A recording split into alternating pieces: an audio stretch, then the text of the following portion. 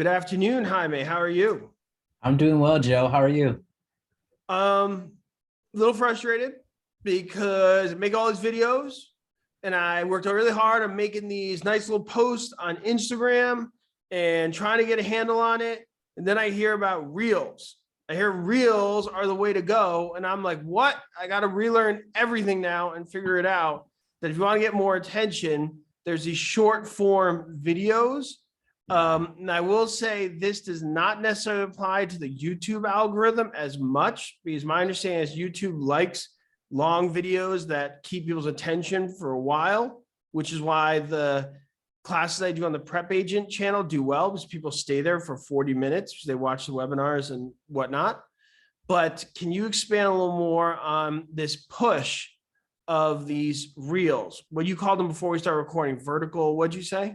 Yeah. So short form video is the main category that everybody refers to. So when you think of short form video, you're typically looking at vertical, so horizontal dimensions or ratios. So Your basically, when phone. you record a video, you're recording like this, right? So if you're going to record any short form video, whether that's a TikTok, Facebook reel, Instagram reel, or YouTube short, you're recording vertically. If you want to limit the editing and everything else like that, if you're looking for longer form video, you're doing a horizontal recording. That's a very layman's explanation of Right, because what I found out is short if you form. do a video like we're doing now, then put it on a short form reel, it makes it hard to see as you have all the black area Yeah. above and below you. It's not meant to Yeah. fit in that dimension.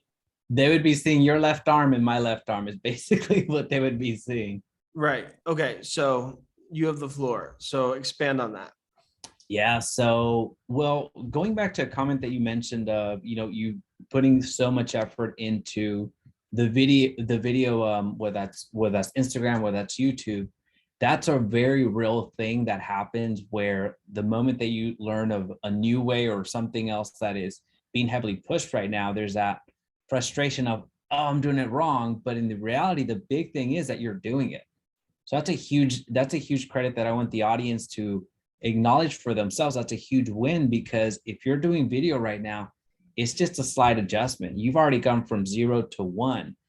With short form video, we're going to go from 1 to 1.25. Basically, there's a few tweaks that we can create in terms of how to edit, in terms of messaging. But the biggest jump, the largest step to take is from going from no video to actually making a video.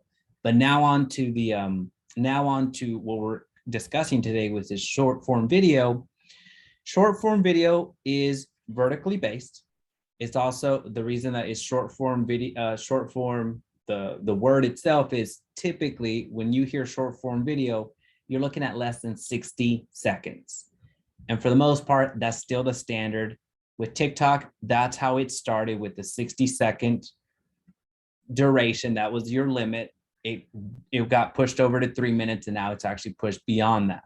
So all that to say is still the standard is less than 60 seconds. So if you record a short form video, a video in vertical format, you can still distribute it on TikTok. You can still distribute it on YouTube Short, which is still less than 60 seconds. You can still distribute it on Reels, both Facebook and on Instagram. So you're not going to go wrong by going 60 seconds and under. Now, if you go 60 seconds and over, then you are losing a bit of distribution, meaning if you do a 2-minute video, you're not going to be able to put it as a YouTube short. Then it becomes more of a long form video. Does that make sense? Yeah. So which ones would be more appropriate for like that 2-minute video? Well, right now, as far as short form video, I would suggest that everybody stick within less than a minute. Okay. So don't even go there. Just take Yeah, a less don't than even a minute. go there.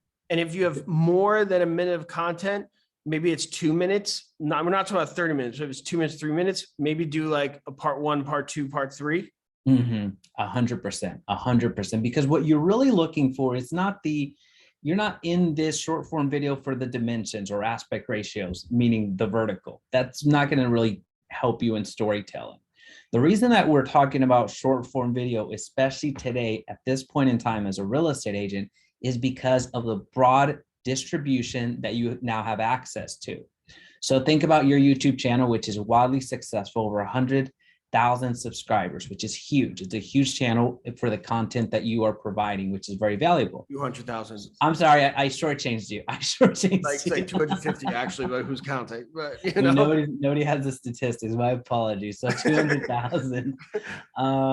That's funny. You know all the work that it still takes to maintain and continue growing. So when you started though, you uploaded a video and you pray that somebody at some point would stumble across your video, right? yeah. Well, that's still the same thing on YouTube when we're talking about long form video, when we're talking about a traditional video that we would consider being on YouTube. But with short form video, the platforms are pushing you. It's just a straight like gasoline on fire. TikTok is going to put you in front of eyeballs. You don't have to wait for eyeballs to come and find you. The platform is pushing you. Same thing with Facebook Reels, especially right now. In fact, there's a lot of the agents that I'm personally working with that are in my group that are getting paid for making content on Facebook.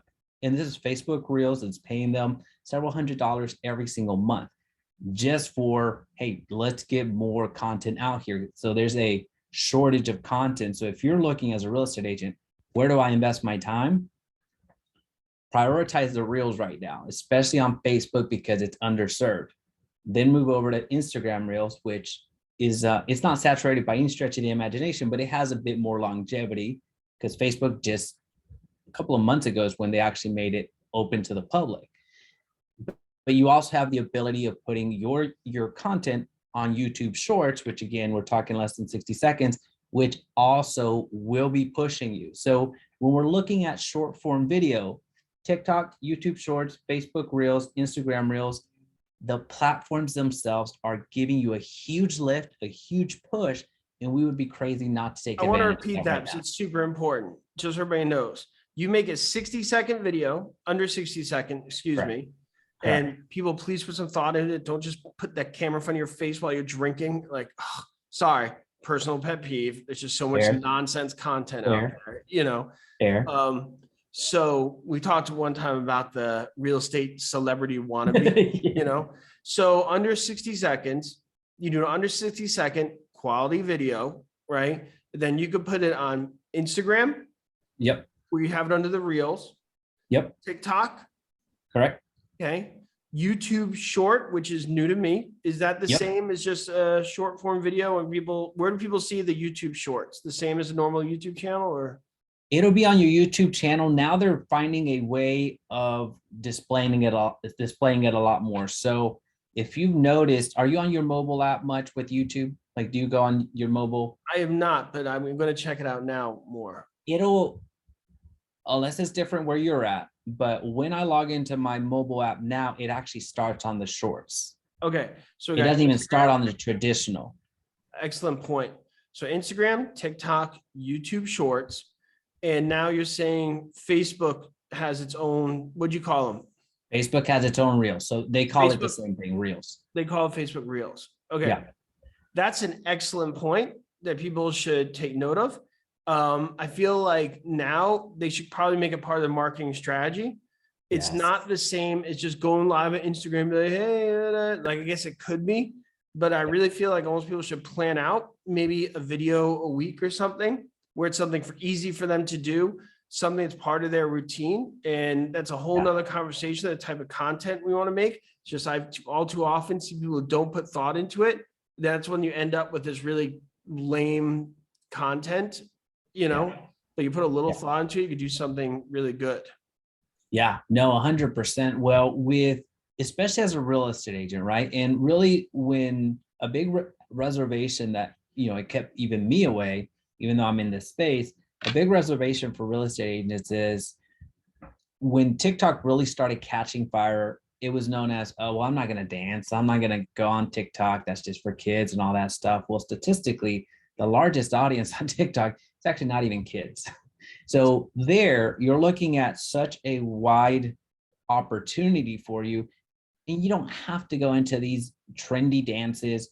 How you adapt it to real estate is you actually provide meaningful content that a lot of people don't know about.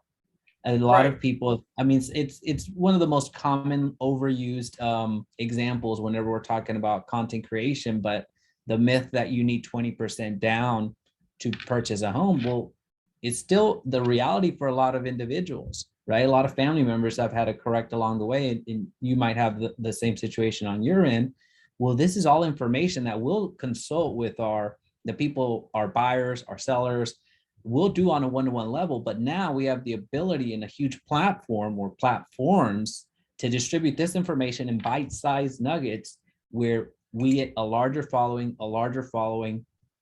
and just reach the masses that we would have never been able to reach, especially because some of them are not on YouTube. They're not actively looking for that information, but simply because the TikTok algorithm, as an example, or the Instagram Reels algorithm, as an example, it put our information in front of people that are ready, willing, and able to buy, or they just weren't looking specifically for that information at that point in time.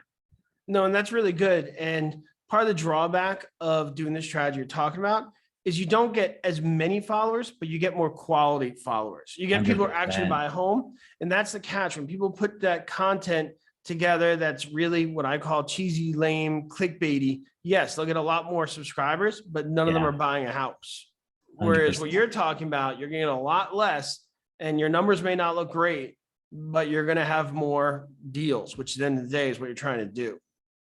100%, 100%. Somebody that you would model in terms of short form video, the person that I consider the absolute authority in the way that they're doing it is Glenda Baker, who just blew up on TikTok. Within a year, she had hundreds of thousands of followers, millions and millions of views. And she is not out there dancing. She's not out there doing all that stuff. She's just providing very engaging information that she would be doing with her clients anyway. She's an amazing storyteller. She's amazing. Her video, her team is actually pretty amazing in the way that they're basically a media company at this point. They're just pumping out so much content that's quality, and her investment of time is basically an entire day she spends on shooting with her team, just in front of the camera, answering questions or going through stories or really mapping out what needs to happen on that day. The other 29 days of the month, she's being a real estate agent, and she's wildly successful in it. She's just absolutely huge in the Atlanta area.